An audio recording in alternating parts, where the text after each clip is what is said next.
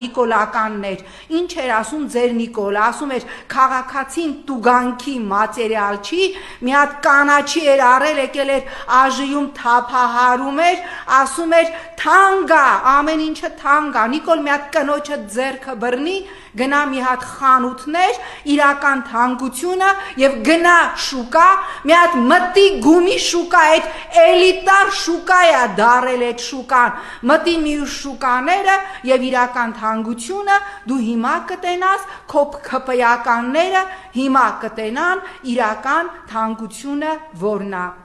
Այն դեպքում, երբ որ ուզում եմ հիշեցնել, որ ոչ նվազագույն աշխատավարձը, ոչ կենսաթոշակը Հայաստանում չի բարձրացել, փոխարենը 25 թվականի բյուջեում 200 միլիոն Նիկոլ Փաշինյանը նորից դրել է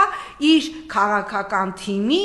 պարգևավճարների համար, իդեպ նաև ինձ ահազանգել են քաղցկեղով հիվանդ մեր հայրենակիցները, որ համատարած այդ հանձնաժողովները, իրենց զրկում են կարգից, որպեսզի չկարողանան քիմիոթերապիայում ունենան արտոնություններ եւ ունենան զեղչեր։ Ռեյմա, ինչպես մամուլն ա գրում, Ռեյմա աղանդի